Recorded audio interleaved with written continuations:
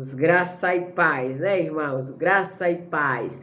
Programa Evangelismo em Foco no ar a partir de agora, com gratidão ao Senhor pela tua vida. Desejamos assim o nosso boa tarde. Chamamos você para cá, fica bem pertinho da gente. Se vai sair para o trabalho, vai com o sonzinho do teu carro ligado, fonezinho de ouvido, enfim, não deixa a gente não, tá bem? A gente tá contando com a tua presença no programa nesse dia de hoje. Hoje, dia 7 de abril de 2022, com gratidão ao Senhor, a gente celebra o nome do Senhor e a gente glorifica o nome do Senhor, celebrando assim. Se você está aniversariando no dia de hoje, parabéns, parabéns, muita saúde, muitas felicidades para você. Então, fica com a gente, aumenta o som do rádio e vamos conferir a nossa palavra em foco nessa tarde de hoje, que eu tenho certeza ela vai falar ao teu coração. Amém? Aleluia! Queridos, existem dois tipos de fé. Existe a fé natural, muitos podem chamar de verdade também natural. Existe a fé, como existe a verdade sobrenatural. A fé natural, assim como a verdade natural, são os fatos. Coisas que nós não podemos negar, porque estão diante dos nossos olhos. Essa é a verdade natural. A verdade espiritual é aquela que visivelmente no campo, no mundo físico, você não vê nada. Mas pela revelação, pelo conhecimento, pelo poder da palavra de Deus que está dentro de você, você diz: eu tenho certeza, eu tenho convicção de que isso aqui não acaba desse jeito, que isso aqui não é o que os meus olhos estão vendo naturalmente, porque os meus olhos, a minha visão espiritual, ela entra em concordância com aquilo que a palavra de Deus diz e tudo muda na minha vida a partir daí. É dentro disso que eu chamo a sua atenção para o livro de João, capítulo 20, versículo 27, onde a palavra de Deus diz assim: depois disse a Tomé: põe aqui o seu dedo e vê as minhas mãos, e chega a sua mão e a ponha no meu lado, e não seja incrédulo, mas crente. Jesus, ele estava chamando aqui a atenção de Tomé.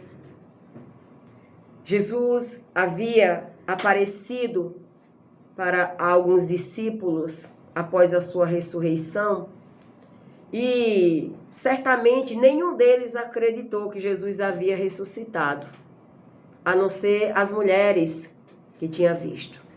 Mas depois Jesus também se apresenta a eles e por causa disso eles acreditaram. Mas Tomé, mesmo os discípulos falando que Jesus havia ressuscitado, Tomé insiste e persiste em manter a sua verdade natural.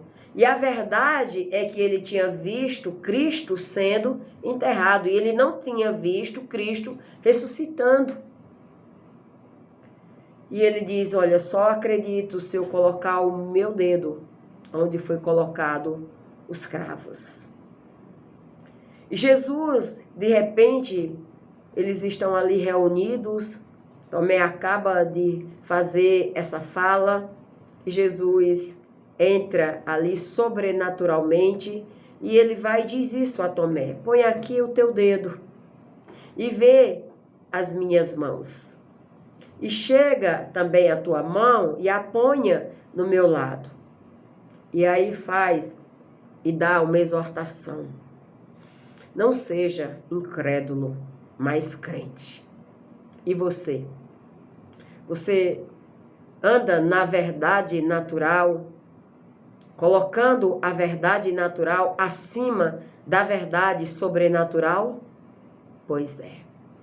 Seja crente e não incrédulo. A verdade natural é fato.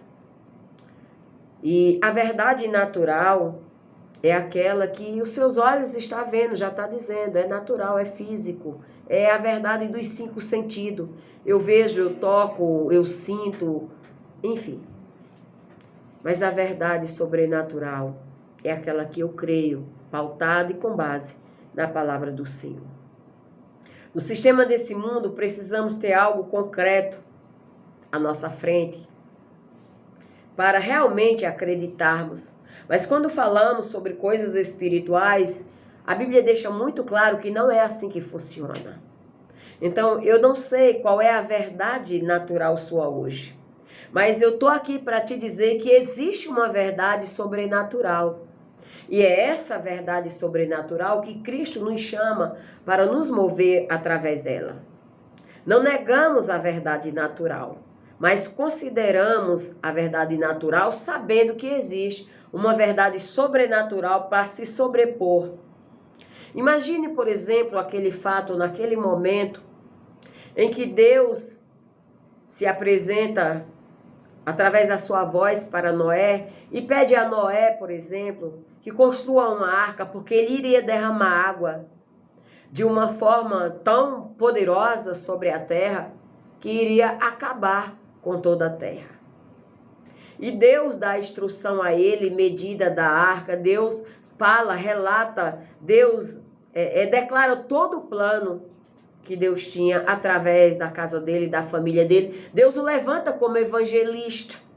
Na verdade, o tempo da construção da arca era o tempo também das pessoas terem um tempo para se arrepender e se voltarem para Deus e acreditar na mensagem que Deus estava transmitindo através de Noé.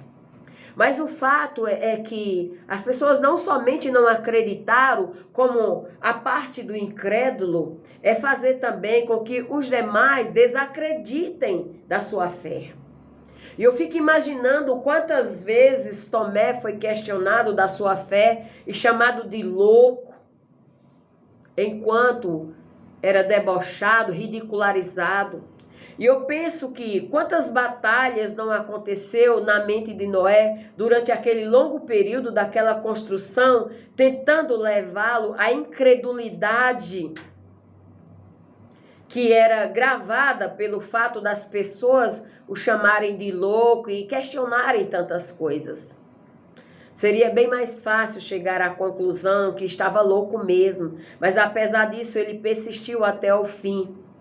E quando a chuva caiu, possivelmente, creio eu, que todos os pais de famílias, todas as famílias da terra que haviam ouvido a mensagem de Noé, elas entenderam que verdadeiramente aquela chuva chegou trazendo a certeza e todos puderam lembrar do que dizia Noé.